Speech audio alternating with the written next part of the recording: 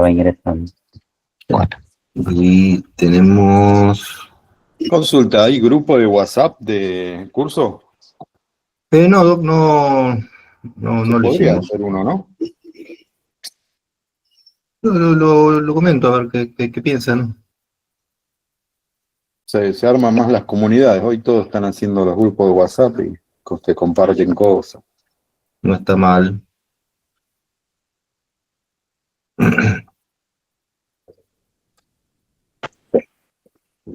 Bueno, sigue entrando gente, así que esperamos un poquitito más.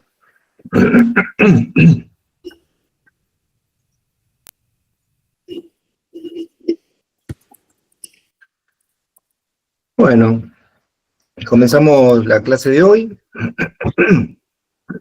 Perdón.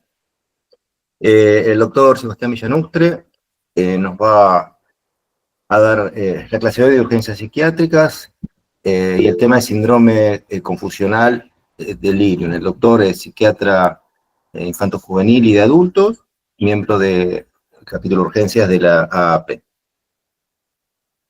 Bueno, empiezo, Carlos. Por favor, doctor. Dale, arrancamos.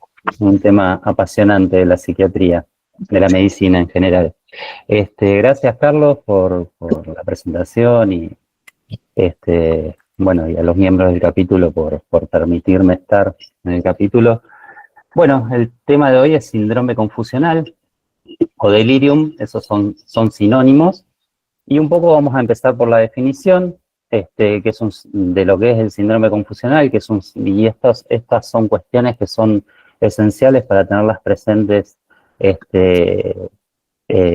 al momento de hacer diagnóstico, ¿sí? Es un síndrome transitorio, intermitente, fluctuante y cambiante. Eso es fundamental. ¿Y fundamental por qué? Porque yo puedo ver al paciente en un estado y en otro momento verlo en un estado totalmente distinto. O sea, lo puedo ver orientado, por ejemplo, en un momento, y como es fluctuante y cambiante, a la hora lo voy a ver y lo puedo ver desorientado. Entonces eso es importantísimo para tener en cuenta lo que nos refieren o los familiares o el personal que esté asistiendo al paciente.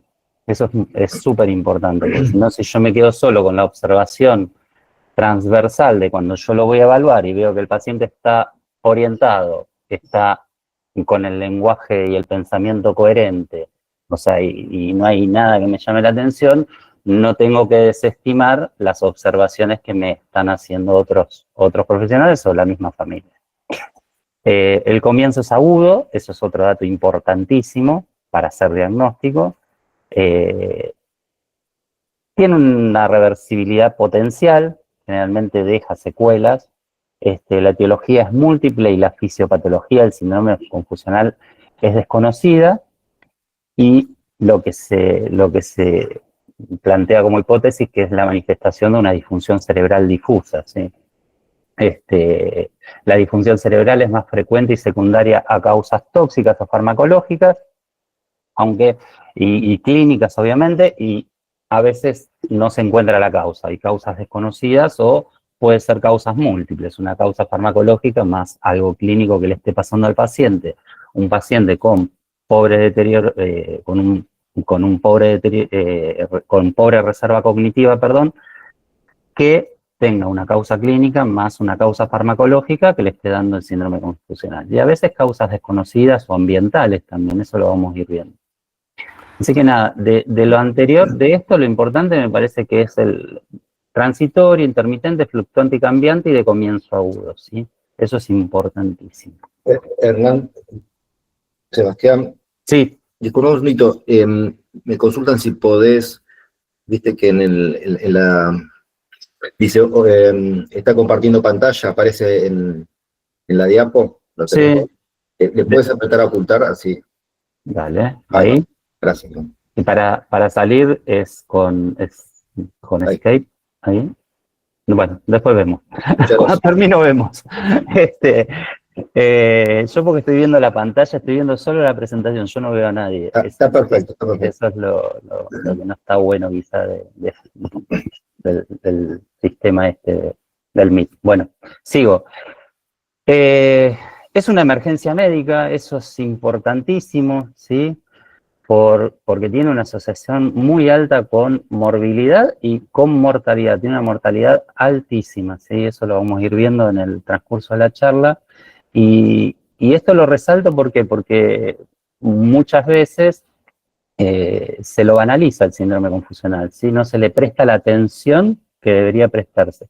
Y eso generalmente está asociado a una falta de conocimiento de lo que es el síndrome, una falta de entrenamiento de los profesionales de la salud sobre lo grave que es el síndrome confusional. Entonces, la ausencia de ese entrenamiento y del conocimiento de lo que es el síndrome confusional y de la mortalidad y la morbilidad que acarrea, hace que se lo banalice, no se le dé importancia, se lo mande al paciente a la casa con un síndrome confusional encima, o sea, ese tipo de cosas que a veces, nada, lo que hacen es eso, aumentar la mortalidad del paciente.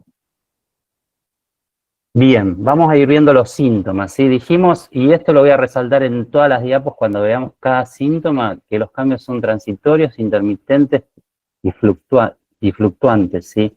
Eso hay que tenerlo en cuenta porque puedo ver al paciente en un estado totalmente de normalidad y en otro momento verlo con el síndrome confusional con todos los criterios diagnósticos. Bueno, sobre todo la alteración de la conciencia y la atención es lo más importante a tener en cuenta, ¿sí? Por eso están en negrita. Hay fallas cognitivas globales, donde se afectan múltiples dominios cognitivos, fallas en la memoria, la actividad psicomotriz también se altera con agitación o inhibición, y hay alteraciones también del ritmo sueño-vigilia. Ahora vamos a ir viendo cada una de ellas. Entonces siempre voy a remarcar esto, que los cambios son intermitentes y fluctuantes, en este caso en la conciencia, con lucidez, en un momento puede estar lúcido el paciente, en otro momento puede estar perplejo, con embotamiento del estado de conciencia, estrechamiento del campo de la conciencia o un estado de obnubilación. Lo mismo pasa con la atención, con déficit de atención, o sea, hipoprosexia, dificultad en dirigirla, en focalizar la atención, en sostenerla en el tiempo, y dificultad en desplazar la atención a distintos estímulos del entorno, ¿sí? Eso sobre todo es en menos los cambios de la atención. Fallas cognitivas globales, estas alteraciones de múltiples dominios cognitivos, donde hay alteraciones en la percepción, ¿sí? Con alucinaciones, puede haber ilusiones también, fallas en el pensamiento abstracto, dificultades en la comprensión, incoherencia en cuanto a lo que es el curso del pensamiento, ideas delirantes transitorias, falsos reconocimientos, ¿sí? Y desorientación auto y alopsíquica, o sea, tanto de uno mismo como del entorno. Y acuérdense que estos síntomas, como les dije, es importantísimo esto, porque que son fluctuantes, transitorios, porque puede ser que los tenga en un momento y en otro momento no. Fallas en la memoria, sobre todo la memoria de trabajo, ¿sí? Con fallas en la planificación, ejecución, velocidad de procesamiento de la información, que va a estar más enlentecida, y fallas en la memoria episódica, sobre todo la más reciente, y la memoria semántica suele estar más preservada. Y los cambios, insisto, son transitorios y fluctuantes. En cuanto a lo que es los cambios y las fluctuaciones en la actividad psicomotriz, podemos encontrar una hipoactividad motora o una hiperactividad motora, o sea, inhibición o agitación motora, ¿sí? Psicomotriz. Y también podemos encontrar estados mixtos, o sea, como el trastorno o el síndrome es un síndrome fluctuante, puede haber momentos de agitación o de hiperactividad, que se llama en el caso de síndrome confusional, se habla de hiperactividad e hipoactividad motora. Entonces puede haber momentos de hiperactividad mezclados con otros periodos de hipoactividad. Y en esos casos se habla de un estado mixto. También puede haber taquipsiquia, sobre todo en los estados de hiperactividad, taquilalia o bradilalia, latencia en las respuestas verbales y motoras, en los casos de hipoactividad, y agitación psicomotriz, que ya creo que ya se dio la charla de agitación psicomotriz, donde hay una alteración global de la actividad, ¿sí? Con hiperactividad. Trastorno de ritmo sueño-vigilia, Sí, el insomnio de conciliación, de mantenimiento, de fragmentación, despertar precoz, el insomnio terminal o insomnio global, la hipersomnia, se ve más en los casos de hipoactividad, y la inversión en las fases del ritmo sueño-vigilia, o sea, que el paciente duerma de día y esté despierto de noche, se agite más en el horario vespertino y a la noche, sí, este tipo de alteraciones también se ven mucho en el síndrome confusional. Empeoramiento vespertino de los síntomas es súper frecuente y pesadillas como otro síntoma del sueño que puede aparecer. Y otros síntomas que se pueden dar en forma intermitente y fluctuante, siempre se dan así, son los síntomas ya del estado de ánimo, la ansiedad, el miedo, irritabilidad, euforia, apatía, bueno, son síntomas más de la esfera de la afectividad. Sí, en cuanto a lo que son los criterios los criterios de diagnóstico de los manuales, el DSM-5, el CIE-10 y el CIE-11, todos hacen foco y está marcado con negrita en lo que es déficit de atención, déficit de la conciencia, inicio agudo y que fluctúa, ¿sí? Eso es como lo más importante que hay que tener en cuenta, ¿sí? Para poder llegar a un diagnóstico, porque el diagnóstico es clínico. Entonces es importantísimo tener estos criterios bien presentes. Lo que es en cuanto al DSM-5, especifica, habría que especificar la causa del síndrome confusional, aparte. Y lo que es el CIE-10 vuelve a marcar lo mismo, ¿sí? Fallas en la atención, en la orientación, en la percepción, en la conciencia, en la memoria, en la psicomotricidad, y aclara que es importante, que puede darse a cualquier edad, pero que es mucho, no más frecuente, es mucho más frecuente en mayores de 60 años. El cuadro es transitorio y fluctuante. Fíjense que hacen hincapié todos los criterios diagnósticos en estas cuestiones que venimos hablando en cuanto a lo que es la clínica del síndrome confusional. La intensidad del síndrome confusional también el CIE-10 propone que puede ser leve o muy grave. La mayoría se recupera en 4 semanas, pero puede persistir hasta 6 meses en los que son los síndromes confusionales persistentes. Y esta relación también marca que es súper frecuente e importante entre el síndrome confusional y la demencia, que lo vamos a ver más adelante. Eso está bueno del CIE-10, que quizás es un manual mucho más clínico en contraste con el DSM, que no es tan clínico. Por eso los diagnósticos con el CIE-10 se sostienen más a largo plazo. Y lo que es el CIE-11 vuelve a marcar lo mismo, alteración de la atención, de la orientación de la conciencia, se desarrolla, o sea, de inicio agudo, se desarrolla en corto periodo de tiempo y los síntomas fluctúan y son transitorios. Así que si se quedan con esto, como para hacer diagnóstico de síndrome confusional cada vez que vean un paciente, o sea, saber que si me llaman por un paciente añoso que comenzó con algo en forma aguda, y ese algo en forma aguda es que está más desorientado, hablando pavadas, ¿sí? Que por momentos está coherente de nuevo, bueno, ya está, con eso hacen diagnóstico de síndrome confusional. No es tan complejo el diagnóstico clínico del síndrome, después veremos el tema causa, como uno va diagnosticando las causas del síndrome confusional. Fíjense que lo que es una escala para un método de evaluación para determinar si hay síndrome confusional o no, los criterios son los que venimos hablando, ¿sí? Cambios en el estado mental, un inicio agudo y curso fluctuante, fíjense, es el criterio 1, la atención disminuida es el criterio 2, el pensamiento organizado el criterio 3, y alteraciones en el nivel de conciencia, el 4. ¿Sí? Para hacer el diagnóstico de síndrome confusional, por lo menos 3 de estos que son los principales criterios diagnósticos de síndrome confusional. Esto es un método de evaluación, una escala donde yo veo estas 4 funciones y si tiene 3 de las 4 comprometidas, puedo hacer diagnóstico de síndrome confusional. Fíjense que es muy simple el diagnóstico y es clínico. Pero yo no dejaría de tener en cuenta lo que marca el CIE-10 en cuanto a la edad, ¿sí? Que es algo que hay que tenerlo en cuenta, porque es bastante infrecuente de los 60 para abajo o en la edad, en los adultos jóvenes o en la niñez, excepto que tengan alguna cuestión neurológica muy, muy severa que predisponga a la aparición de síndromes confusionales. Bueno, En cuanto al curso clínico, el síndrome confusional puede ser agudo persistente, ¿sí? El agudo dura semanas, el persistente dura meses. Y en cuanto a los tipos clínicos, lo hablamos un poquito, puede haber síndrome hiperactivo, donde el paciente está más agitado, hipoactivo, donde el paciente está más letárgico, o un nivel de actividad mixta.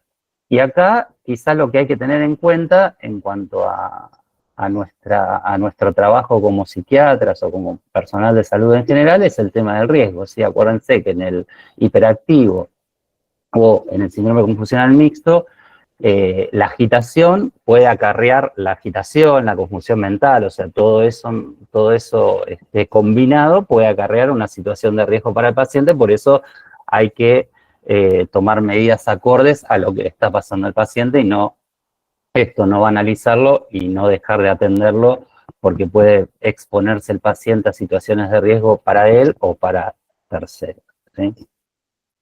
Y eso es importante para cuidarnos nosotros también. Síndrome confusional hiperactivo, las características clínicas ya las hablamos un poco, agitación psicomotriz, desorganización de la conducta, desorientación, agresividad física y verbal, alucinosis, es bastante frecuente, ideas delirantes, y el delirio ocupacional, que es que el paciente haga cosas en el aire como que está armando algo, construyendo algo, ¿sí? Eso es un delirio ocupacional, es bastante frecuente de ver en síndrome confusional.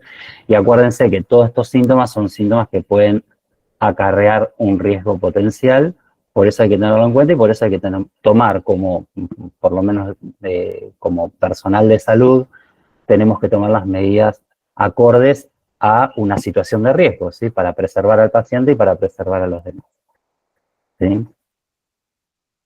Y el síndrome confusional hipoactivo, que es el otro tipo, con las características principales son de letargo, bradixisquia, hipersomnio, o sea, más tendencia al sueño, el paciente quizá está dormido todo el día, inhibición psicomotriz, apatía, y este síndrome confusional es un síndrome confusional mucho más subdiagnosticado, porque es el paciente que no molesta, básicamente. Entonces, el paciente agitado llama mucho la atención, ¿sí?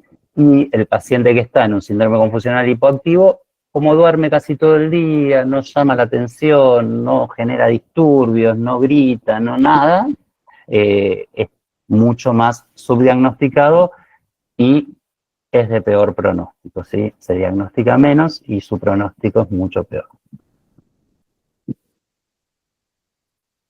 En cuanto a la epidemiología, es un problema frecuente en mayores de 60 años, eso lo marcaba el CIE-10 y me parece que es súper importante, sobre todo en personas mayores de 60 años con el estilo de vida de Occidente. Está subdiagnosticado por pobre entrenamiento profesional, hay mucho subdiagnóstico de los síndromes confusionales. El 10 al 15% de los ancianos hospitalizados por una enfermedad aguda desarrollan el síndrome confusional. Y fíjense cómo aumenta la prevalencia de desarrollar el síndrome confusional hasta el 30% durante la estancia hospitalaria. O sea, cuanto más tiempo yo tengo un paciente hospitalizado, mayor va a ser la posibilidad de que me desarrolle un síndrome confusional. En ancianos debilitados o con demencia, la prevalencia llega hasta un 50%, es muy alta. O sea, fíjense la relación que hay entre demencia y síndrome confusional. Y el impacto del síndrome confusional es que aumenta la mortalidad de los pacientes o persiste un marco de deterioro cognitivo y funcional posterior. ¿Sí? ¿Qué es esto? Los pacientes que desarrollan un síndrome confusional se van a morir más y van a quedar más deteriorados, si no es que se mueren, van a quedar más deteriorados después de padecer el síndrome confusional. Por eso es tan importante diagnosticarlo y tratarlo, ¿sí? Y tratar las causas del síndrome confusional. En cuanto a las causas, tenemos 4 grandes grupos causales, ¿sí? Alteraciones intracraneales primarias, que puede ser un hematoma subdural crónico, un ACV isquémico, tumores intracraneales, lo que son las enfermedades sistémicas como infecciones, incluso infecciones banales. Una infección urinaria asintomática puede desarrollar en un paciente añoso con pobre reserva cognitiva, me puede desencadenar un síndrome confusional, o sea, aumentar, fíjense, una infección urinaria asintomática me aumenta la mortalidad de un paciente, porque si una infección urinaria me hace desarrollar un síndrome confusional, me aumenta la morbimortalidad del paciente, porque ese paciente se puede morir más que uno que no desarrolle el síndrome confusional y va a tener un deterioro cognitivo posterior al desarrollo del síndrome confusional.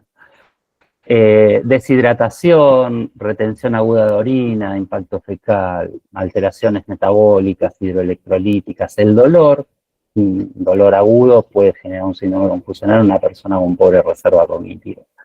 Fármacos, causas tóxicas o farmacológicas, los fármacos anticolinérgicos, quizá a la cabeza, los diuréticos también a la cabeza, las benzodiazepinas también, ¿sí? Son todos fármacos que pueden generar síndrome confusional con muy alta frecuencia, y después las causas tóxicas hay que tenerlas en cuenta porque, e interrogarlas porque, nada, a veces los pacientes toman té de yuyo, se compran las hierbas, se compran esto, y eso genera síndrome confusional. Le dan las gotitas de cannabis, que ahora sirven para todo, y terminan desarrollando un síndrome confusional.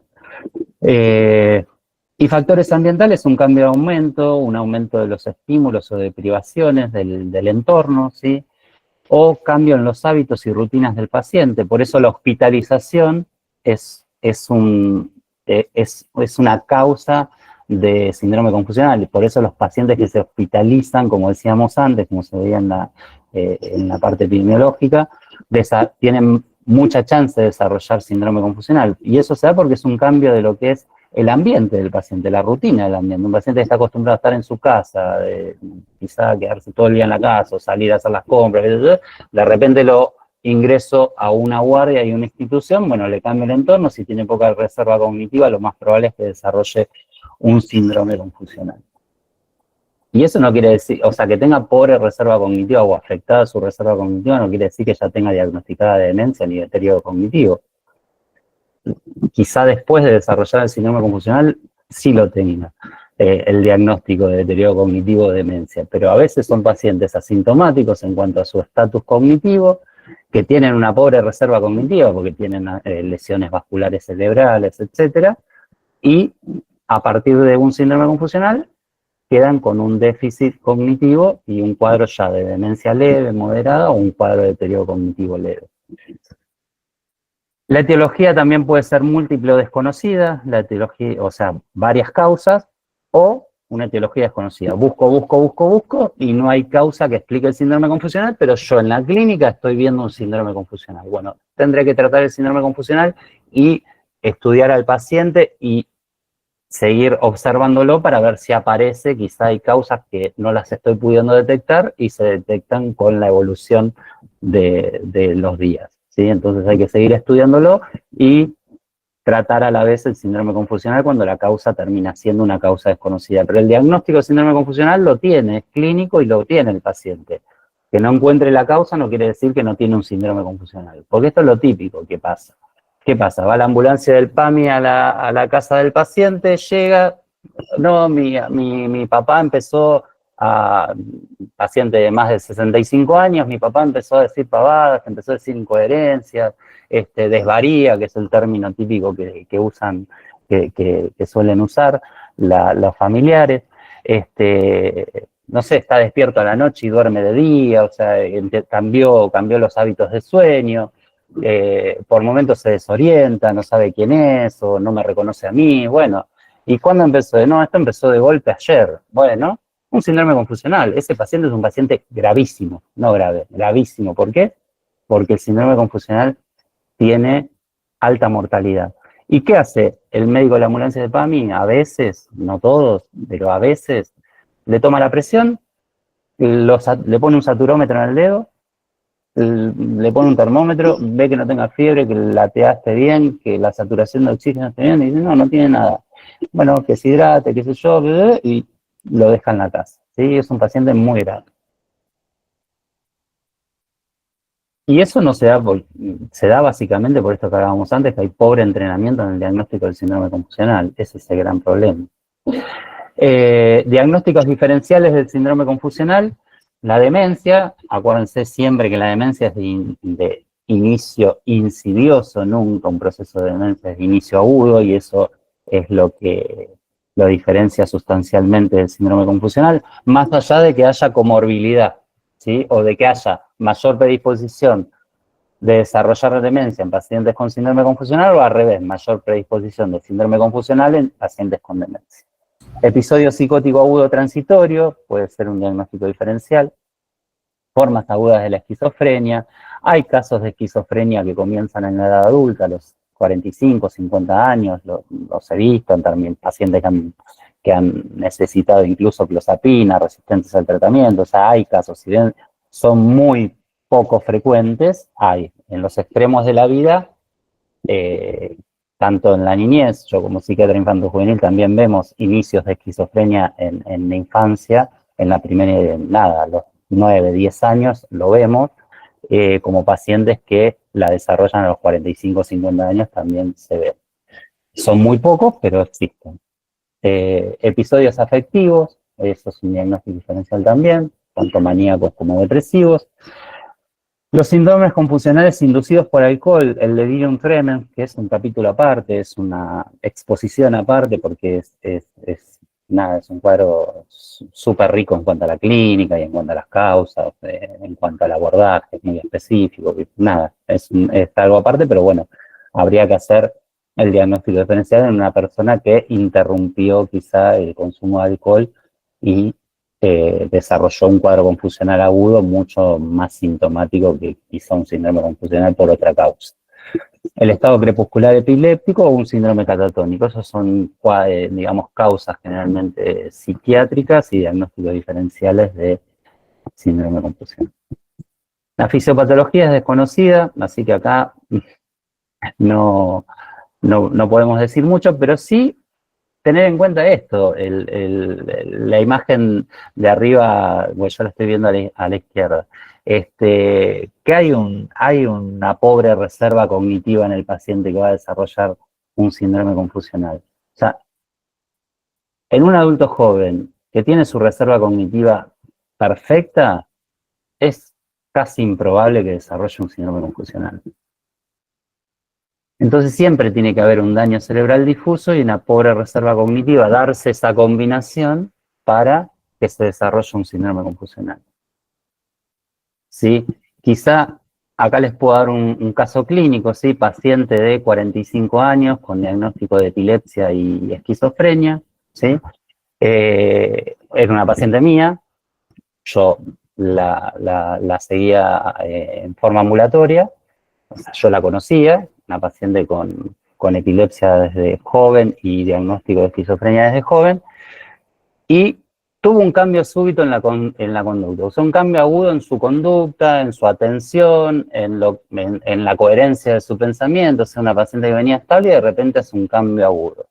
Bueno, yo estaba de guardia, llega la guardia a verme, y le hacemos una evaluación clínica con la sospecha de síndrome confusional, y vio que tenía infección urinaria. Entonces se trató la infección urinaria y mejoró el síndrome confusional.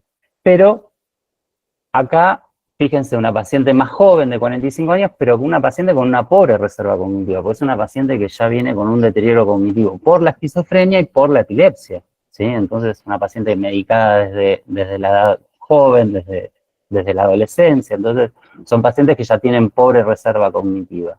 Y fíjense cómo una infección urinaria que a una persona de 45 años sin antecedentes psiquiátricos ni neurológicos no le generaría nada a nivel cognitivo, a una persona que sí tiene una pobre reserva cognitiva le genera un síndrome confusional.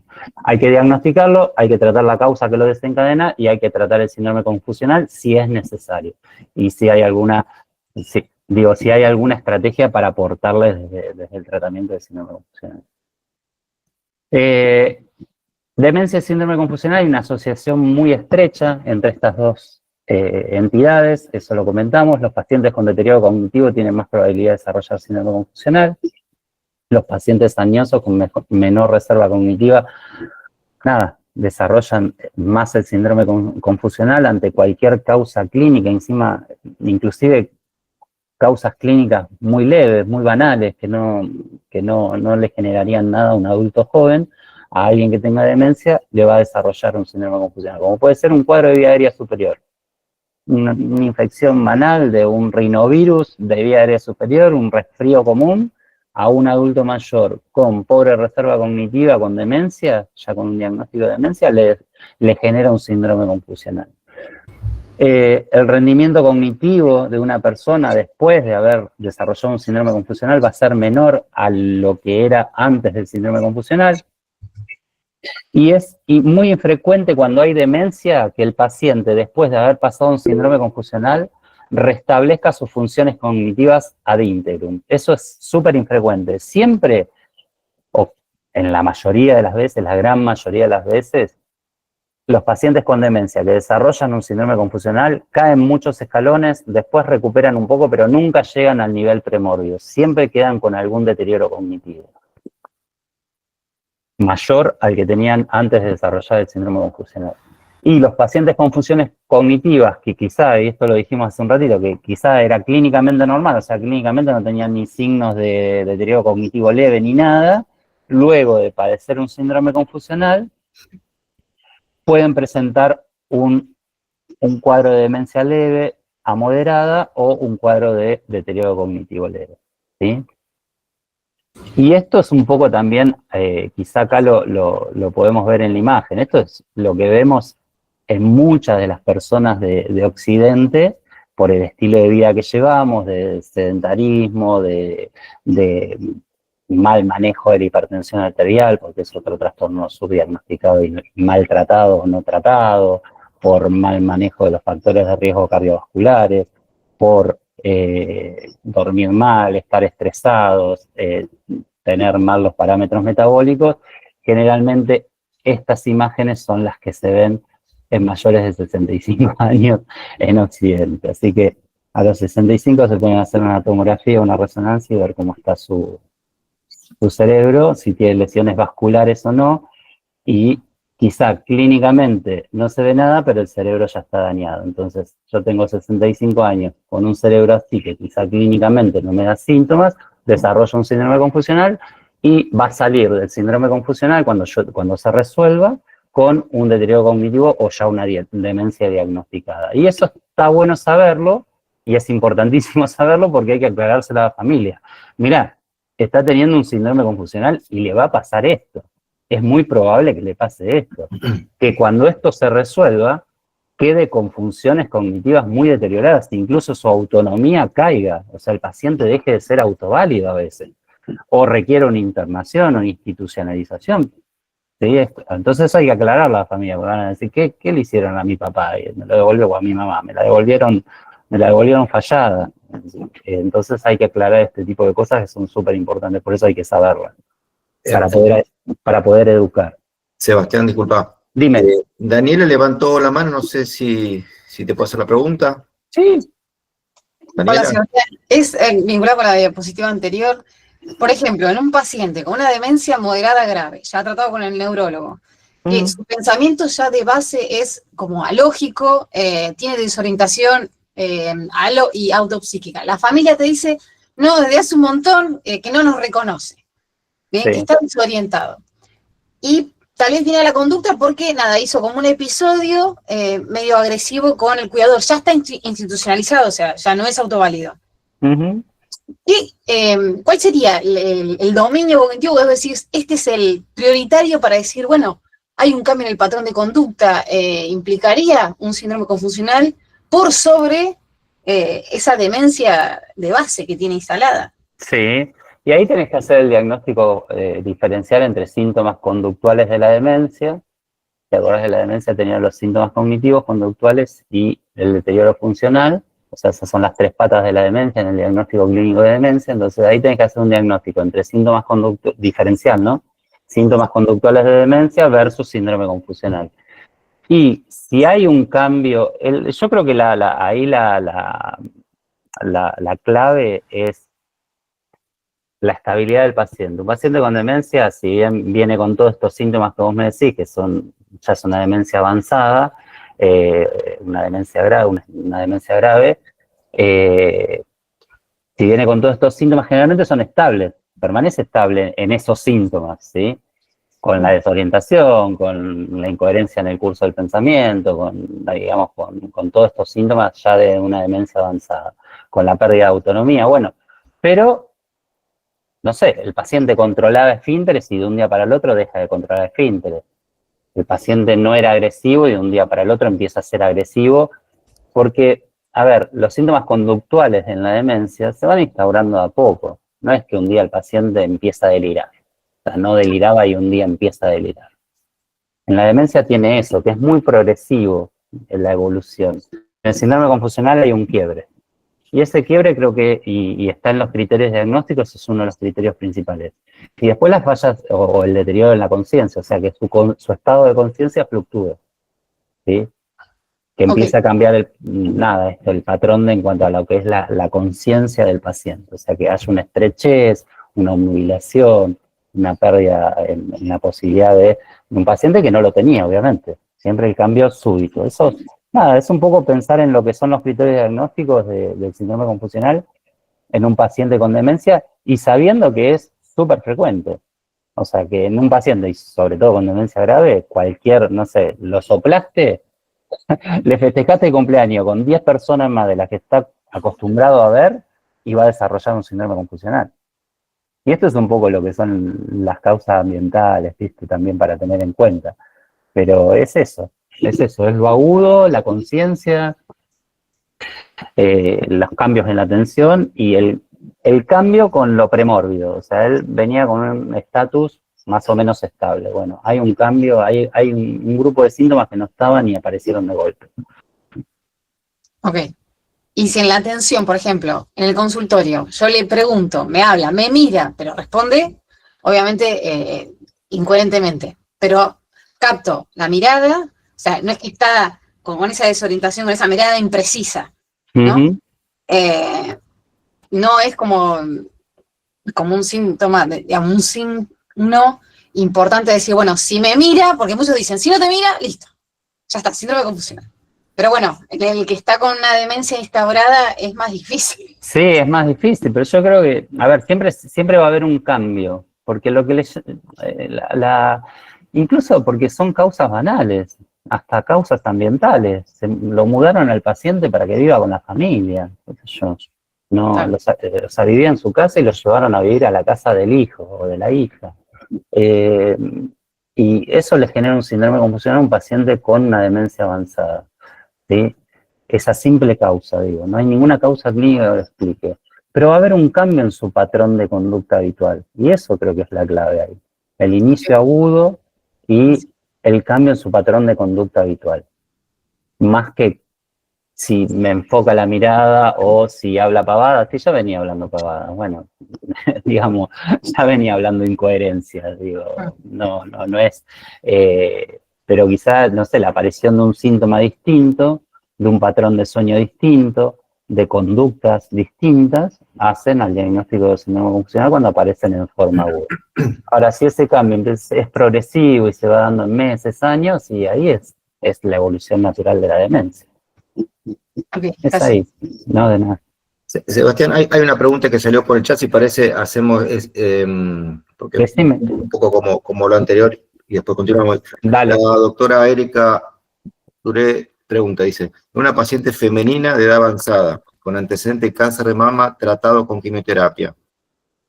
Pregunta, ¿puede un neurólogo establecer un diagnóstico de Alzheimer sin contar con elementos diagnósticos suficientes, pudiendo confundirse con un síndrome confusional progresivo, secundario al tratamiento oncológico u otras causas metabólicas o tóxico-medicamentosas?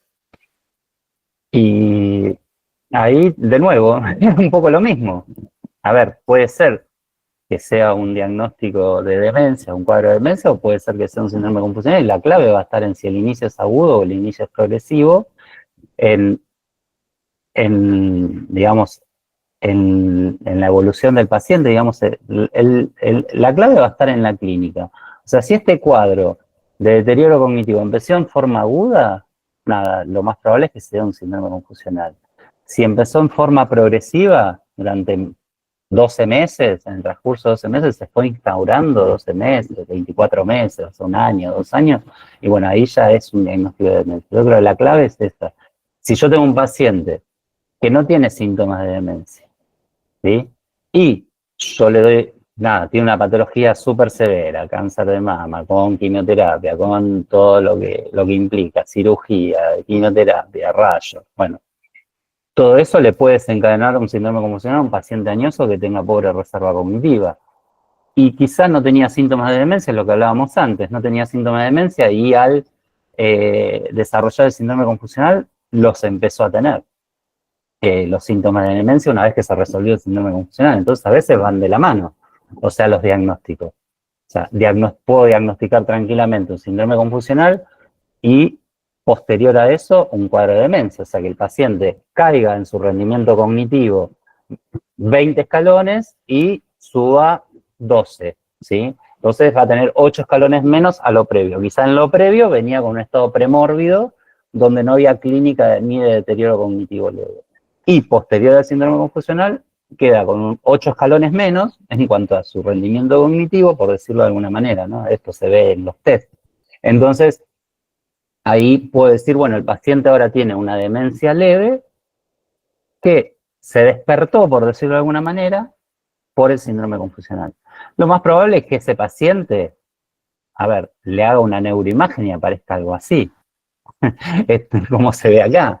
Eso es lo más probable, todo eso ayuda al diagnóstico, ¿sí? Porque si yo empiezo a ver lesiones vasculares de curso crónico, factores de riesgo cardiovasculares, bla, bla, bla, nada, ese paciente va a tener un diagnóstico de demencia vascular, leve, moderado, grave, ¿sí? Que se despertó tras haber pasado un síndrome confusional secundario al inicio de una quimioterapia o de una intervención muy invasiva como es el tratamiento de un cáncer de mama. Es un poco eso. Sí, porque acá pone síndrome confusional progresivo, no hay, digamos, el inicio es agudo, subagudo, digamos. No. El inicio es agudo, lo que puede ser es persistente. El síndrome confusional es de curso agudo, eso en cuanto al curso. ¿Cómo empieza el síndrome confusional? Es de inicio agudo siempre, ¿sí? Viene así y cae 20 escalones en su rendimiento cognitivo, ¿no?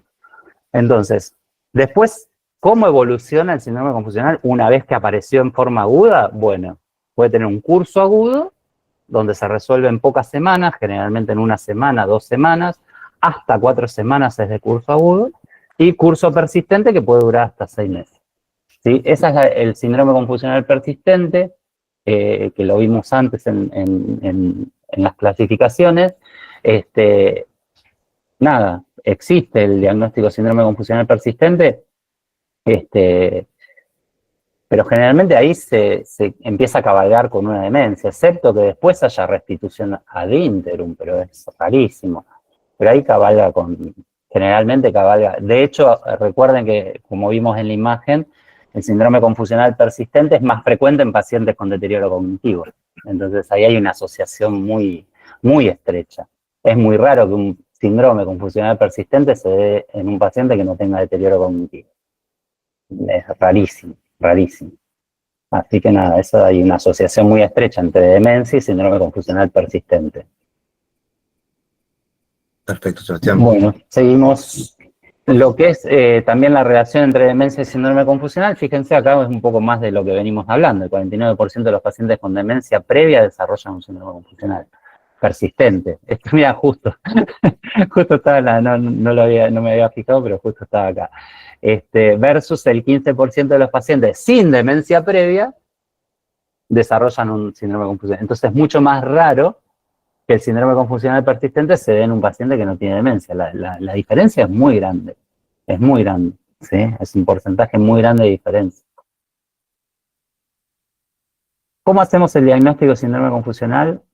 El diagnóstico es clínico, la sospecha es clínica, hay que tener en cuenta la edad, hay que tener en cuenta un paciente que tuvo un cambio en el ambiente, un postquirúrgico, una internación, una mudanza, una intercurrencia clínica, la que sea, no sé, respiratoria, digestiva, hidroelectrolítica, urinaria, etcétera.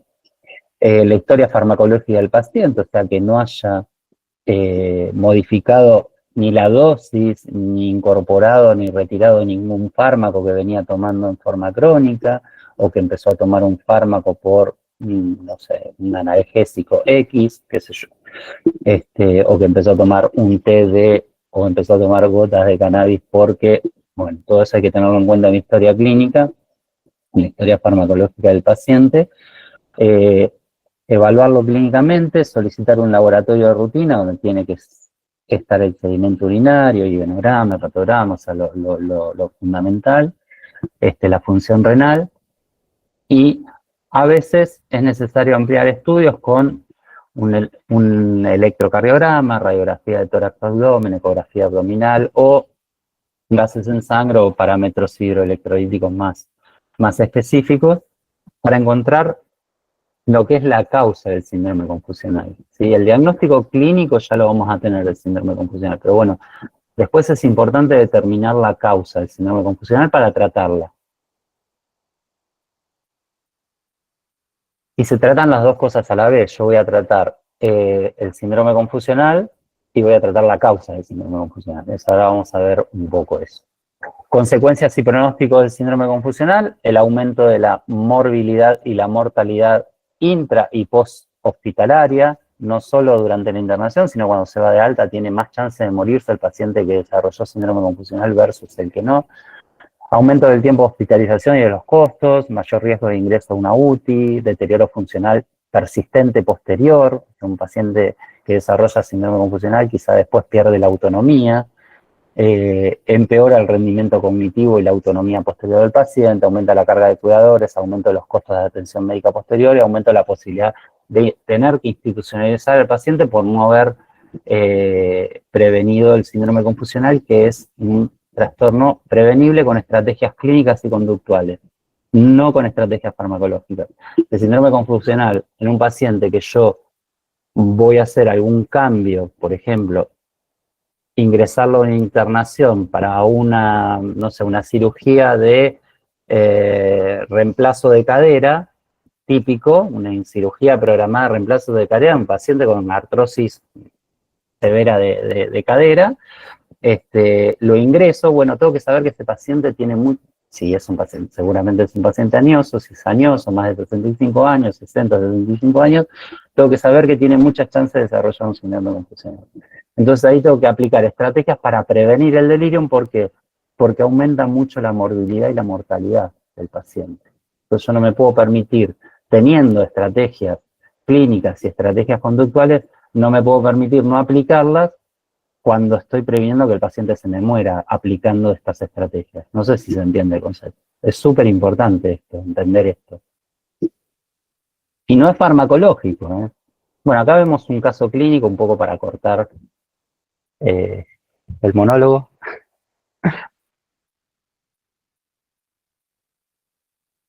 El síndrome confusional. ¿Se escucha el audio? No, no se escucha. No. No se escuchan.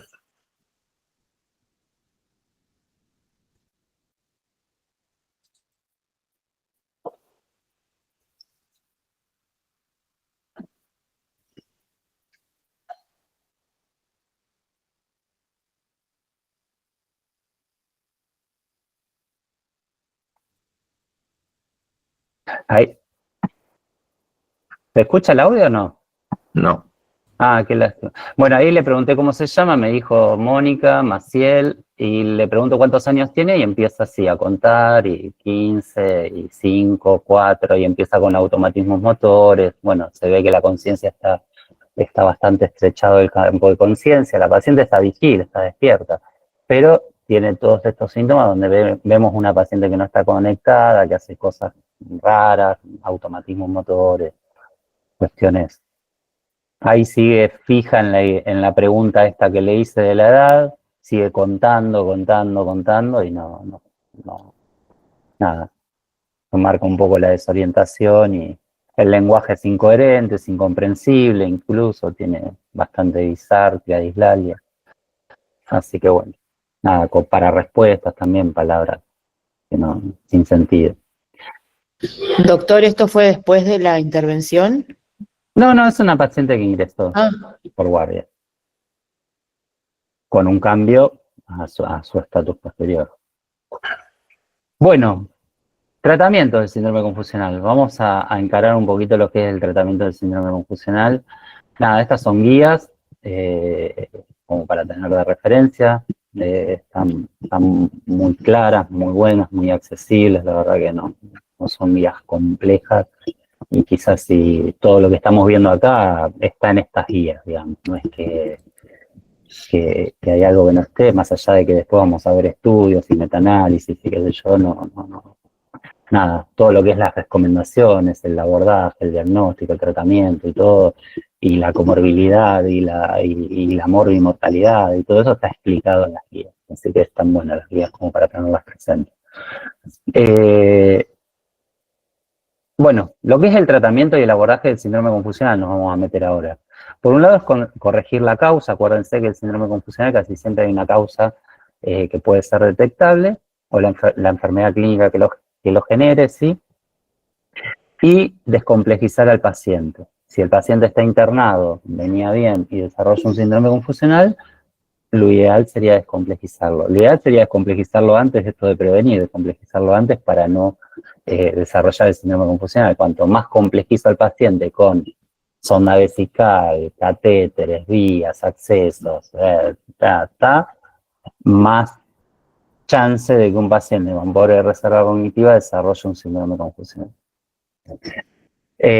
Suspender o reducir las dosis de fármacos con potencial, o sea, con que tengan un gran potencial de desarrollar un síndrome confusional, garantizar la seguridad del paciente, eso es importante, sobre todo en los síndromes confusionales hiperactivos, con, obviamente, contención mecánica terapéutica si lo requiere y la tranquilización del paciente, ¿sí? Eso es importantísimo, sobre todo por el riesgo que acarrea un síndrome confusional hiperactivo. Desde que el paciente se tire por una ventana hasta que lastime a alguien, se lastime a sí mismo o rompa toda la habitación. Estrategias ambientales y conductuales múltiples. Nada, esto lo vamos a ver un poquito más desarrollado, pero es tener un ambiente tranquilo, que no es un ambiente muy cambiante, muy alborotado. Bueno, eso es difícil. Promover un buen patrón de sueño. También es algo simple, pero a la vez es difícil, porque uno ve que los despiertan a los pacientes a las 3 de la mañana para darle una medicación, o para bañarlos, o para cambiarle la sábana. Y vos decís, a las 3 de la mañana hay que despertarlo para eso. No. Pero bueno, ¿se podría corregir? Sí, se podría corregir. Bueno, pero como no hay entrenamiento en cómo diagnosticar ni manejar estos cuadros, pasan este tipo de cosas de que se planifica el baño de un paciente a las 3 de la mañana, ¿sí? Entonces terminan, digamos, comprometiendo el patrón de sueño del paciente. Ambiente confortable, iluminado con luz solar, es importante que tenga acceso a la luz solar, para que el paciente no pierda la conexión de cuándo es de día y cuándo es de noche. Personal estable, amable, los cuidadores familiares, ¿sí? que sea gente familiar para el paciente, que no le cambien de personajes todos los días, porque eso lo confunde más al paciente. Estrategias de orientación y familiaridad y prevención de caída. Y después el abordaje farmacológico específico del síndrome si lo requiere. Ahora vamos a ver qué pacientes requieren un abordaje farmacológico específico. Estrategias no farmacológicas para el abordaje del síndrome confusional. Nada, sobre todo hay que aplicarlas porque es un trastorno que tiene una morbilidad y una mortalidad muy alta y que se puede prevenir. Entonces hay que aplicar estas estrategias no farmacológicas. O sea, no hay nada farmacológico para prevenir el síndrome confusional. Sí hay un montón de estrategias no farmacológicas para prevenirlo. Entonces eso hay que tenerlo en cuenta. Si bien es difícil por las dinámicas institucionales, por la lógica de funcionamiento institucional, de las internaciones, bla, bla, bla, bla, es difícil aplicarlas, pero habría que poner mucho esfuerzo en aplicarlas porque son medidas de bajo costo y alta eficacia que previenen el desarrollo del síndrome confusional, o sea, que previenen que un paciente se me muera o quede con una morbilidad posterior a desarrollar un cuadro que lo podría haber prevenido, básicamente por eso. Fíjense, el riesgo de mortalidad asociado al síndrome confusional, ¿sí? 2 grupos de pacientes de más de 70 años, un seguimiento 1 año,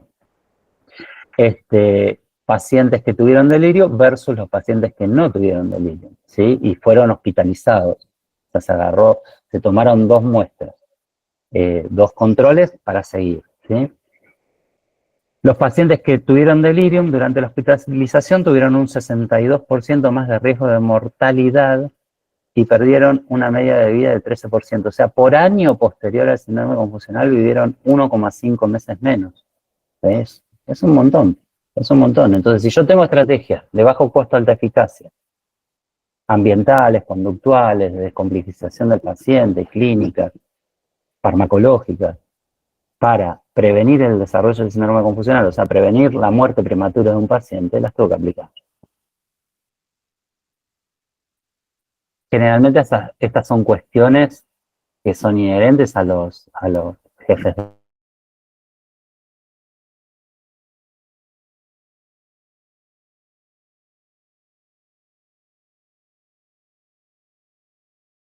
enfermero, como médico, como, no sé, como kinesiólogo, no sé, que está en contacto con el paciente, no sé, mucho no podemos hacer a veces, como para modificar hábitos en cuanto a que tienen que ver con el funcionamiento institucional. Entonces, todas son cuestiones inherentes al funcionamiento de los servicios. La mortalidad del síndrome confusional durante la hospitalización, les dije que la mortalidad es alta, es muy alta. Sí, hasta la mitad de los casos de síndrome confusional son prevenibles. O sea, es un cuadro de una mortalidad muy alta que el 50% de esos casos que se desarrollan son prevenibles y evitables. Sin embargo, se hace poco por prevenirlos y evitarlos. El tratamiento preventivo no farmacológico del síndrome confusional, este es un estudio donde se recopilaron 14 estudios, con 4.267 pacientes. De esos 14 estudios, la edad promedio de los pacientes era 80 años casi, de esos 14 estudios, 11 estudios, o sea, 3.700 pacientes, demostraron reducciones significativas en la incidencia del síndrome confusional aplicando estrategias no farmacológicas, ¿sí? Con disminución de la incidencia a favor de la intervención, o sea, intervenir conscientemente, voluntariamente, con estrategias no farmacológicas para la prevención del síndrome confusional, evita el desarrollo del síndrome confusional, evita la muerte prematura del paciente, evita la morbilidad posterior del paciente. Con un porcentaje del 53% menos de posibilidad, o sea, la mitad de los síndromes confusionales son prevenibles con estrategias simples, sencillas, que tienen que ver con cosas de lógica nomás. Las vamos a ver ahora.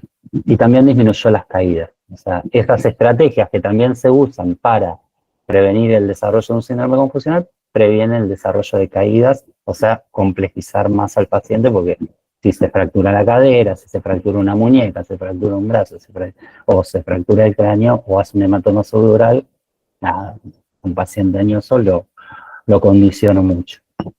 Manejo no farmacológico para prevención del abordaje del síndrome confusional. Todas las guías y revisiones, metaanálisis muestran y hablan de que son medidas eficaces y de alta eficiencia, o sea, eficiencia habla de bajo costo y eficaces, o sea, que son eficaces y son de bajo costo. Y las estrategias van dirigidas a estas tres áreas: el área clínica, el área conductual y el área del ambiente. Ahora vamos a ver un poco lo que es el área clínica. El manejo del área clínica es evitar esto, descomplejizar al paciente lo máximo posible, lo más que se pueda, evitar el uso de sondas, catéteres, exposición a, qué sé yo, a una indicación que no sea absoluta. O sea, si a mí no me va a aportar nada trasladar al paciente para hacer una resonancia, no lo traslado, ¿se entiende? Tiene que ser las indicaciones que se hagan con un paciente tan delicado como estos pacientes, tienen que ser precisas y sumamente absoluta, si no me va a aportar nada para un cambio de conducta en el manejo del paciente, y no habría que aplicar esa estrategia o ese estudio o esa cuestión que estoy indicando. Si hay catéteres colocados sin sentido, habría que, o que están colocados y ya se pueden retirar, habría que retirarlos lo antes posible. No interrumpir el sueño para la toma de medicamentos, para intervenciones de enfermería, prevenir infecciones hospitalarias, manejar bien la hidratación del paciente, priorizando siempre que la vía oral, controlar el estado nutricional del paciente y la alimentación, evitar los ayunos prolongados, que ingiera alimentos y corregir las carencias nutricionales si es que las tiene. También del área clínica es el control de la diuresis de la catarsis, o sea, que no haga un globo vesical, que no haga un impacto fecal, un bolo fecal, porque eso puede ser la causa de un síndrome confusional, tranquilamente. Valorar la presencia de déficits sensoriales y resolverlos, o sea, si el paciente necesita audífonos porque no escucha un pomo, o si necesita anteojos para poder ver y orientarse en lo visoespacial, nada, acercárselos al ámbito de internación, ¿sí? Evitar intervenciones y procedimientos diagnósticos no esenciales, lo que decíamos. Medidas ya conductuales y ambientales, apoyarse en los familiares del paciente, hacer mucha psicoeducación, que estén acompañados los pacientes por familiares que sean muy conocidos para ellos, que sean de un trato frecuente para ellos. Explicarle bien a los familiares de qué se trata el síndrome confusional y los riesgos que acarrea un síndrome confusional, o sea, no darle falsas expectativas. Ah, no, esto en una semanita y se le pasa. Yo le digo así, después el paciente se muere porque tuvo un síndrome confusional que le aumentó la mortalidad y es como, no se le pasaron una semana, doctor. No, hay que explicarle bien qué pasa y que lo más probable es que quede con un deterioro cognitivo posterior, para no generar falsas expectativas. Y darle todas las pautas a los familiares que acompañan al paciente de cómo cuidar, reorientar y tratar al paciente. Mantener comunicación efectiva con el paciente, sobre todo si es un adulto mayor hospitalizado, y reorientarlo continuamente, eso con relojes, almanaques, luz solar, lo que hagamos. Favorecer actividades de estimulación cognitiva, o sea, que tenga acceso a las noticias, por ejemplo, evitar el traslado y cambios a salas de internación, o sea, pasarlo de una sala a la otra. No se escucha nada. Nada. Se escucha perfecto acá. Y acá estamos escuchando. Gabriela, fíjate tu computadora porque se escucha. Bueno, Se escucha perfecto. genial, sigo. Favorecer la orientación, ¿sí? Utilización de reloj, almanaque, fotos, ¿sí? Eso es para favorecer la orientación del paciente. Una iluminación adecuada, lo que decíamos antes, que el paciente pueda reconocer el ritmo de sol, noche, como para luz solar y luz nocturna, como para orientarlo o no desorientarlo, mejor dicho. Más medidas conductuales ambientales, promover patrones de higiene del sueño, ¿sí? Fundamental. Estimular la movilización fuera de la cama del paciente, estimular la realización de ejercicios activos en la cama, estimular la realización de actividades de la vida diaria. Es decir, si el paciente puede comer solo, no darle de comer. Si el paciente puede movilizarse hasta el baño, no colocarle una sonda, no ponerle un papagayo o sea, tratar de que el paciente no pierda funciones y esté lo más activo posible en cuanto a sus actividades básicas de la vida diaria. En caso de agitación y riesgo, realizar, en primer lugar, esto lo vieron en la charla de agitación psicomotriz, ¿sí? Todo lo que es las medidas que son tendientes a que el paciente recupere su autocontrol, ¿sí? Eso es fundamental, a través de la contención verbal, de un ambiente tranquilo, trato amable y respetuoso, ser asertivo con lo que se dice, con frases breves claras. Digo, todo lo que son las estrategias para prevenir la agitación psicomotriz o manejar la agitación psicomotriz en el proceso de contención verbal de la agitación psicomotriz, que ya lo vieron. Nada, es un poco esto que es repetir algo que ya vieron. Pero acá yo siempre me hago hincapié en estas cosas porque siempre hay que, nada, esto es algo que también deben haber visto, observar lo que es la actividad motora del paciente, que es el principal indicador de gravedad en la agitación, y lo que lo va a exponer a una situación de riesgo.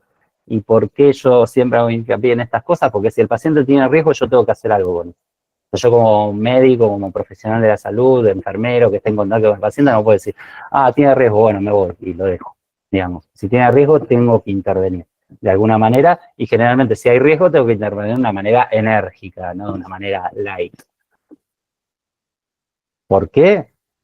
Porque está en juego nuestra matrícula, básicamente. Tratamiento farmacológico y, bueno, y el bienestar del paciente, ni hablar también. Tratamiento farmacológico del síndrome confusional. El tratamiento farmacológico por sí solo no reduce la duración del... Esto, ya vimos todo lo que son las medidas conductuales ambientales y descomplejización clínica. Ahora vamos a verlo cómo se trata el síndrome confusional a nivel farmacológico, ¿sí? Y es muy poco lo que se puede hacer, pero bueno, vamos a ir mencionando esto ya para ir terminando. El tratamiento farmacológico por sí solo no reduce la duración del delirium, ¿sí? Ni tampoco su tiempo de hospitalización, ni la mortalidad asociada al delirium. O sea, que no es que voy a generar un cambio sustancial porque lo trate farmacológicamente. Sí lo voy a tranquilizar al paciente, eso es importante, pero no me va a cambiar mucho el desarrollo del delirium. Y acuérdense que versus medidas ambientales y conductuales que prevenían el 50% de los síndromes confusionales. Hay que emplearlo solo si fracasan las medidas no farmacológicas, suspender o descender dosis de fármacos que se hayan utilizado con potencial de desarrollar síndrome confusional y reevaluar todo el tiempo la necesidad del tratamiento farmacológico en forma diaria, ¿sí? Eso hay que ir reevaluándolo.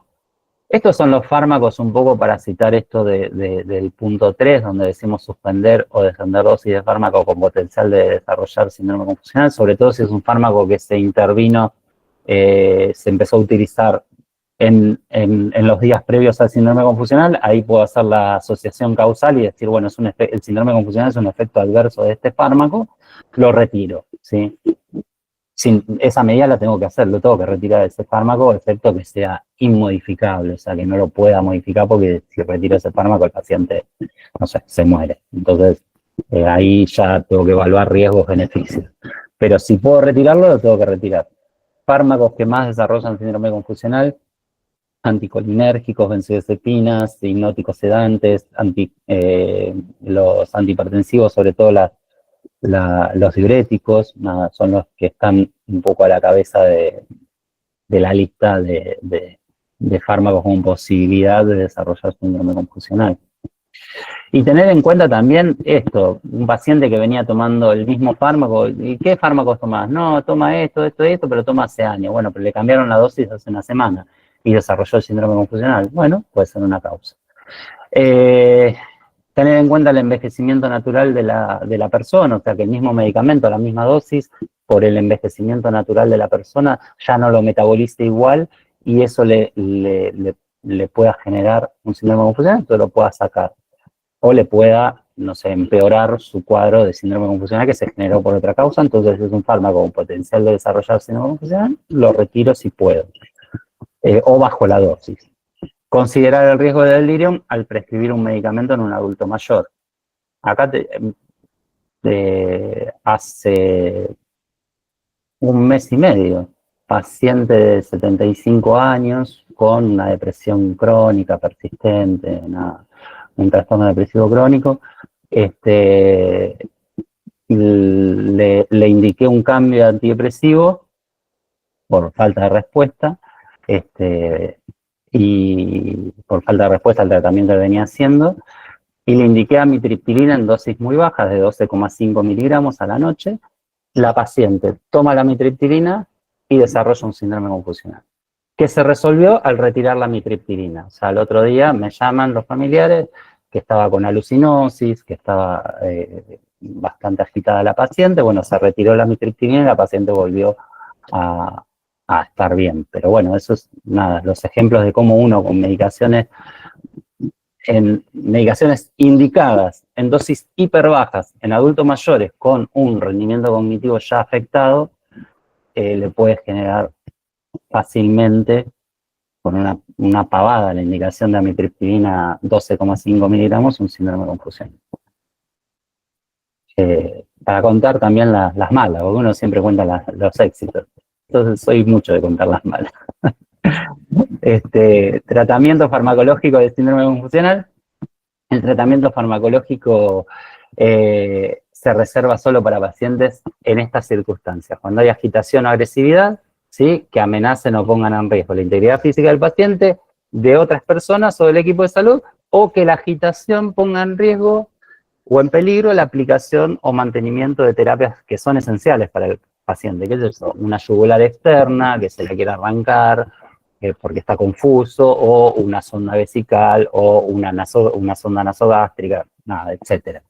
Entonces yo tengo que evitar que el paciente confuso, que está agitado generalmente, o que está hiperactivo, en un síndrome confusional hiperactivo, tengo que preservar las terapias esenciales para él. Bueno, ahí tengo que hacer uso de estoy autorizado a hacer uso de las medidas farmacológicas para tratar el síndrome confusional. Esto es una revisión sistemática de Cochrane. Haloperidol no mostró que prevenía el delirium. La olanzapina en comparación con placebo redujo la incidencia de delirios, o sea, sí mostró que prevendría el delirium, pero los estudios, como en la mayoría de las revisiones, son de muy moderada calidad. Entonces ahí, ¿qué dice después la conclusión? Que hay que hacer más estudios, mejor diseñados, bla, bla, bla. Eso es un poco lo que siempre se ve en mucho, por lo menos en psiquiatría se ve mucho y en varias áreas de la medicina, no solo en psiquiatría. Sin embargo, los autores que concluyen que existe evidencia sólida que respalda las intervenciones multimodales para prevenir el delirium en pacientes hospitalizados. No existe evidencia clara que antipsicóticos, inhibidores de la colinesterasa, melatonina, reduzcan la incidencia de delirium. Así que nada, hay que apoyarse en la evidencia sólida que respalda las intervenciones multimodales, que son las intervenciones de descomplejización clínica y de un ambiente, un ambiente cuidado para el paciente, añoso, hospitalizado o institucionalizado. No se recomienda el uso de antipsicóticos en la profilaxis, eso es importante tenerlo en cuenta y que se lo lleven claro, o sea, si yo veo un paciente que, no sé, doctor, internar a un paciente de 70 años para un reemplazo de cadera programado, bueno, denle, no sé, 0,25 de risperidona cada 12 horas para prevenir el síndrome confusional. Bueno, no está recomendado. Si hacen eso, error. ¿Por qué? Básicamente porque no hay pruebas que demuestren que sea eficaz esa estrategia. Y lo que es el tratamiento farmacológico, cuando se usan fármacos antipsicóticos, siempre se recomienda utilizar la menor dosis posible y el menor tiempo posible, aumentar la dosis en forma progresiva, en base a cómo va respondiendo el paciente, y tener siempre en claro que en los adultos mayores el uso de antipsicóticos tiene una alerta en cuanto a su uso. ¿Por qué? Porque aumenta el riesgo de ACV y aumenta la mortalidad de los pacientes. El solo hecho de usar antipsicóticos aumenta la mortalidad de un paciente. El solo hecho de usar un antipsicótico me aumenta el riesgo de que este paciente desarrolle un ACV. Por eso no hay que dar antipsicóticos en pacientes mayores de 60 años tan ligeramente, ¿sí? Básicamente por esto. Y es algo que se suele usar mucho, la quetiapina para que duerma el abuelo, o habría que probar con otras estrategias. Tratamiento farmacológico del síndrome confusional: una vez alcanzada la respuesta al tratamiento farmacológico, se mantiene la dosis efectiva la menor cantidad de tiempo posible, por lo menos 2 a 3 días, y después se intenta retirar. En el tratamiento del delirium no se utiliza en forma rutinaria benzodiazepinas, excepto en estos casos, en el delirium tremens, que es la abstinencia alcohólica, en la abstinencia de benzodiazepinas o en los pacientes que tengan convulsiones. Ahí estoy autorizado a usar benzodiazepinas, pero si no, generalmente si yo le doy benzodiazepina a un paciente con síndrome confusional, lo voy a poner más confuso, es lo más probable, excepto estas condiciones específicas. Y para el delirium o el síndrome confusional hipoactivo, no se recomienda la utilización de ningún fármaco, ni antipsicótico, ni benzodiazepinas como tratamiento preventivo. Ni como tratamiento del delirium hipoactivo. O sea, imagínense, un paciente con delirium hipoactivo, le doy antipsicótico, lo pongo más hipoactivo todavía. Así que, no. No hay nada que le pueda dar al paciente para mejorar su delirium hipoactivo, más que tratar las causas del delirium y esperar la evolución. Tratamiento farmacológico del síndrome confusional: seguimos. El tratamiento con haloperidol tiene la misma eficacia en mejorar la severidad de los síntomas y el tiempo de remisión del delirium que la olanzapina, la risperidona y otros antipsicóticos atípicos.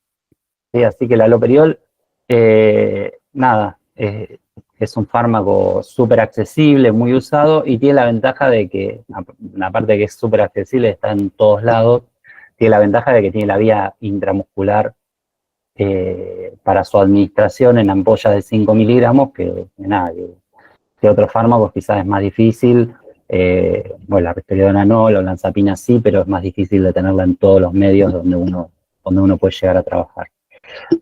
Esto a ver, un metaanálisis de estudios controlados y randomizados donde se evalúa la eficacia antipsicótica, se comparan varios antipsicóticos, ¿sí? Los antipsicóticos fueron superiores al placebo para el manejo de la agitación, ¿sí? Los antipsicóticos de segunda generación son más beneficiosos para el tratamiento del delirium en cuanto a la eficacia y seguridad en comparación con el haloperidol. Y acá es un poco, sobre todo la seguridad, casi todos los estudios a los antipsicóticos atípicos le dan un mejor perfil de efectos adversos, entonces por eso terminan como siendo superior al haloperidol. Lo cierto es que el haloperidol, ya les digo, es de muy fácil acceso y tiene la ventaja de la vía parenteral en caso de una situación de riesgo, donde tenga que hacer un abordaje rápido de la tranquilización del paciente.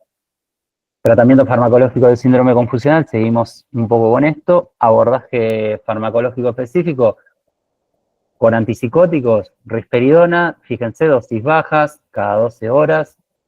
Haloperidol también, dosis bajas, 1 miligramo cada 8 o 12 horas, 0,5 o 1 miligramo cada 8 o 12 horas. Olanzapina también, dosis bajas, 2,5. Siempre se empieza con dosis bajas y se va titulando. Ventajas y desventajas, qué sé yo, la olanzapina la puedo dar una vez al día, una vez al día, la risperidona cada 12 horas, la quetiapina es más sedativa. Bueno, depende un poco de lo que uno quiera lograr, y el haloperidol, recuerden siempre que tengo esto. En ocasiones hay que ser más agresivos con el tratamiento para poder tranquilizar rápido al paciente, y ahí puedo utilizar el haloperidol en vía parenteral, media ampolla o una ampolla, depende ahí ya el estado general del paciente y la gravedad del cuadro de agitación. Bueno, otros fármacos ya no tan familiares para el mundo de la psiquiatría, ¿sí? Lo que son los agonistas selectivos de receptores alfa-2, la dexmedetomidina se usa mucho en terapia intensiva, tiene un efecto simpático-lítico que disminuye la liberación de noradrenalina en el locus coeruleus, entonces es tranquilizante, es el mismo efecto que la codeína. El gran problema de la codeína es que nosotros no tenemos en nuestro medio, ¿sí? En otros países se usa, se puede usar incluso en vía oral, y son fármacos ansiolíticos, básicamente, su efecto es ansiolítico. Se administra de esta manera que está indicado acá, más de uso, ya les digo, en terapia intensiva, en procesos de pacientes que estuvieron deprivados sensorialmente, en procesos de asistencia respiratoria mecánica e intubación orotraqueal. Generalmente se trata entre 2 a 3 días, y si tiene la dexmedetomidina en este contexto más específico, un efecto preventivo en lo que es el tiempo y la duración, y en la prevención y la duración del síndrome confusional. Así que la dexmedetomidina tiene varios estudios a favor, pero ya les digo, es un contexto muy específico. No es el contexto que más vemos los psiquiatras clínicos, digamos. O un clínico, qué sé yo, un médico clínico. Es un contexto de útil, lo ven más los terapistas, y de hecho la usan mucho los terapistas. Metaanálisis, ensayo aleatorizado y controlado. El objetivo fue evaluar el efecto de la dexmedetomidina, que es el Precedex, es el nombre comercial, sobre el delirium y la agitación y la confusión mental, en el contexto de UTI siempre, porque es donde más se usa, comparado con propofol, midazolam, morfina, placebo. El uso de dexmedetomidina se asoció con reducción significativa en la incidencia del delirium, agitación y confusión post-intubación orotraqueal. O sea, esto es muy específico, ¿sí? Tenganlo en cuenta, porque no es que, bueno, a todos les voy a poner infusión continua de dexmedetomidina 2 días para prevenir el delirium. No, es en este contexto específico, donde los pacientes post-intubación orotraqueal, post-asistencia respiratoria mecánica, generalmente es muy complejo la restitución del estado de conciencia, y hacen cuadros de agitación muy severos, síndromes confusionales bastante complejos, con hiperactividad, con bastante clínica de hiperactividad. Entonces ahí se usa, en este contexto se usa esta medicación.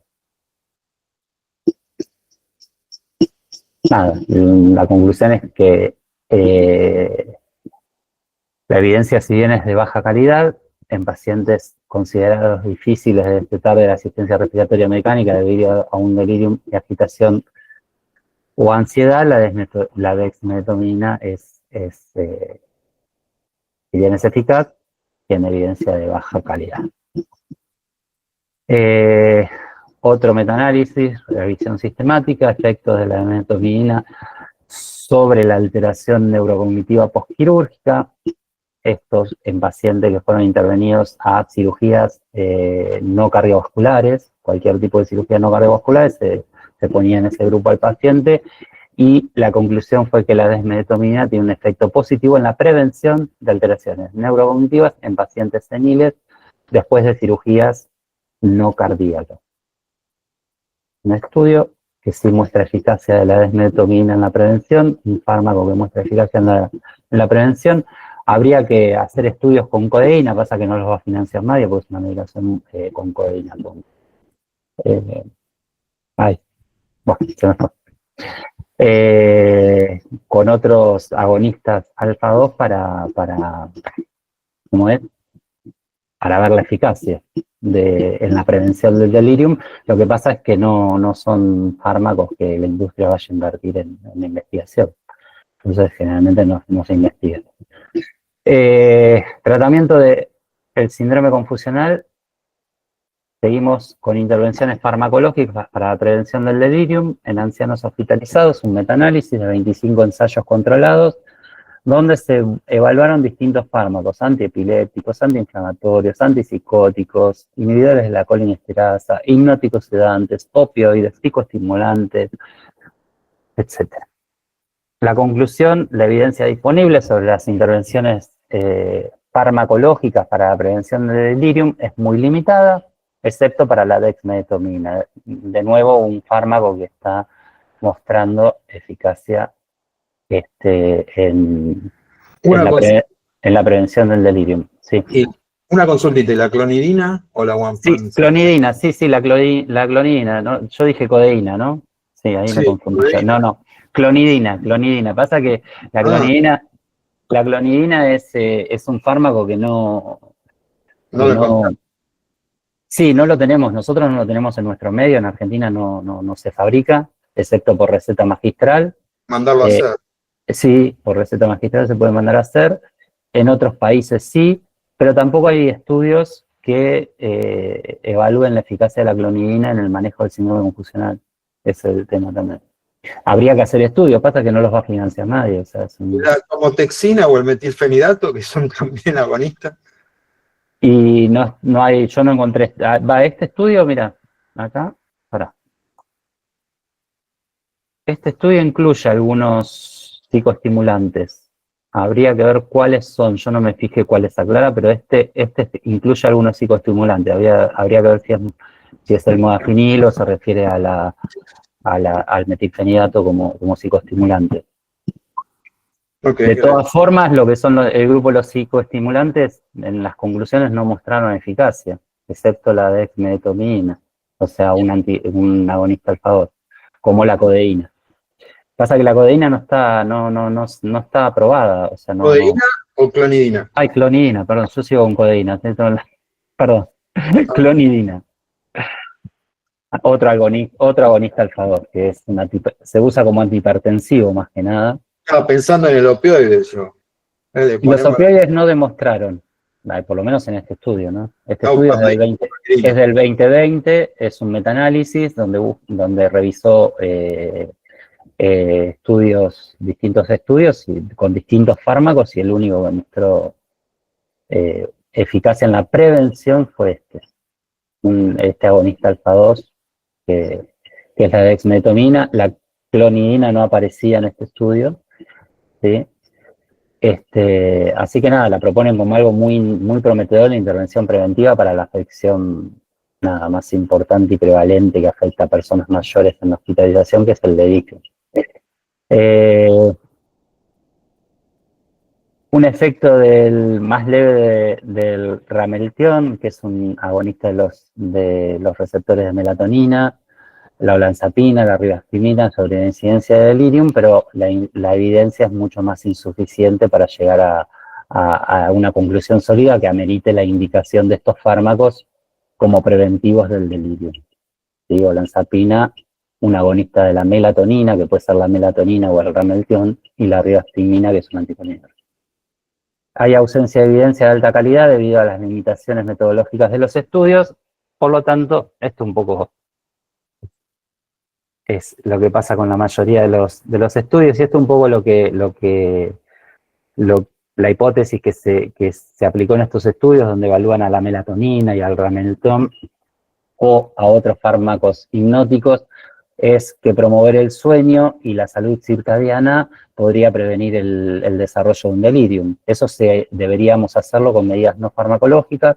Se encontró evidencia limitada que sugiere que estrategias dirigidas al sueño y a la salud circadiana serían una forma útil de prevenir el síndrome confusional. El suvorexant es un fármaco antagonista de los receptores de orexina que está aprobado para el tratamiento del insomnio. Y la conclusión es que el uso de suvorexant podría prevenir el desarrollo del síndrome confusional en los pacientes hospitalizados independientemente de la causa. Habría que hacer estudios un poco mejor diseñados para poder determinar el impacto en la mortalidad, en los efectos adversos, en la prolongación de la hospitalización, etc. Y la melatonina, otro fármaco que con esta hipótesis de que mejorar la calidad de sueño del paciente prevendría el desarrollo del síndrome confusional, entonces el uso de melatonina o el rameltión, que es un agonista de receptores de melatonina para la prevención del delirium postoperatorio en adultos. Esto es una revisión sistemática con 6 estudios, 1.100 pacientes, concluye que la melatonina perioperatoria redujo la incidencia del delirio en adultos mayores en estos estudios que se incluyeron. Si bien no se sabe la dosis óptima, ¿sí? Que se puede usar de melatonina, el beneficio potencial de la melatonina y de los agonistas de los receptores de melatonina puede convertirlos en una opción razonable para la prevención del delirio. Habría que estudiarlo más. Pasa que son fármacos que no hay una industria que avale ensayos bien controlados, randomizados, doble ciego. Se usan dosis altas, ¿no? De melatonina. No está estipulado. No está estipulado. Cardinali usa hasta 100, 200. Sí, por eso tenés los promelatonina y los que son más conservadores. Los más conservadores te dicen 3, 6, 9 miligramos, 12 miligramos como mucho, y tenés a Cardinali, que es un fanático. Un fanático de la melatonina que te dice, no, esto te cura, es como los fanáticos del cannabis, ¿viste? Sí. Y qué sé yo, no sé, habría que hacer estudios bien diseñados como para demostrar la eficacia del fármaco y la dosis, porque por eso no hay dosis tampoco. Y en eso te puede ayudar sobre todo la industria. Es raro que sin el apoyo de la industria puedas diseñar esos estudios tan importantes para tener una N tan grande con un estudio doble ciego, controlado, randomizado. ¿Se entiende? Sin el apoyo de la industria esos estudios no surgen. ¿Qué? ¿Y la agomelatina? No encontré. En la búsqueda no encontré referencias. Pero podría ser, no sé, no hay referencias. No te voy a decir que sí ni que no, porque no. Sí, es un fármaco que sabemos que igual no tuvo mucho éxito también por las cuestiones hepáticas, el monitoreo hepático. Es un fármaco bastante delicado. Esto no tuvo mucho éxito en el uso, por el riesgo de insuficiencia hepática. Melatonina para la prevención del delirium, otro estudio, ¿sí? En pacientes hospitalizados, revisión y metaanálisis, 1.700 pacientes. Fíjense que aparecieron efectos adversos, alucinaciones, pesadillas, trastornos gastrointestinales con el uso de melatonina. O sea, eso también hay que tenerlo en cuenta, es que toda indicación conlleva riesgos y beneficios, y ahí, cuando hacemos una indicación, tenemos que agarrar la balanza de los riesgos y beneficios, o de la eficacia y la tolerancia del medicamento y decir, bueno, lo voy a dar porque la eficacia es mucho más alta que la intolerancia que me pueda generar o los efectos adversos que me pueda generar. Y la conclusión fue que la melatonina y el Ramelton se asocian a una reducción de la incidencia del síndrome convulsional en pacientes hospitalizados. Este efecto se limita más a pacientes postquirúrgicos e internados en UTI, y la dosis y formulación óptica y la duración del tratamiento, o sea, cuánto lo sostengo, no están claras, no están determinadas.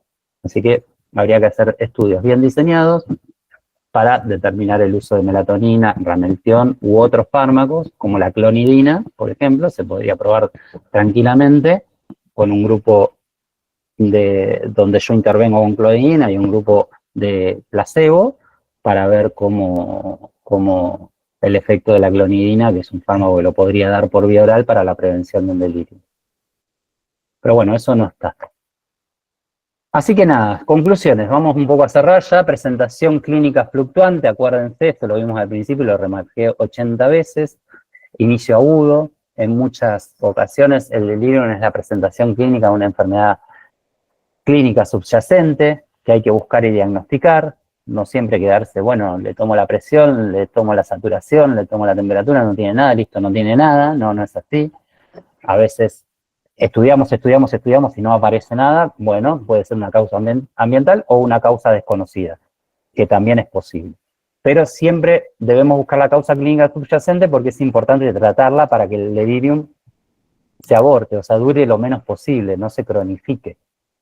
Trastorno prevenible, con pautas de manejo clínico y conductual, más que con tratamientos farmacológicos, que vieron que el tratamiento farmacológico con antipsicóticos y con otros fármacos no es preventivo, solo mitiga los síntomas de la agitación o de la hiperactividad.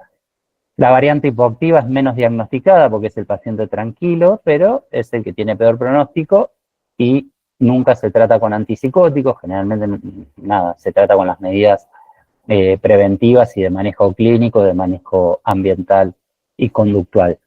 Se desaconseja el uso de benzodiazepinas para el tratamiento del delirium, excepto en los casos que vimos específicos, abstinencia alcohólica, abstinencia de benzodiazepinas, convulsiones, y desarrollar un delirium tiene consecuencias súper negativas para el enfermo y su familia, sino solo para el paciente.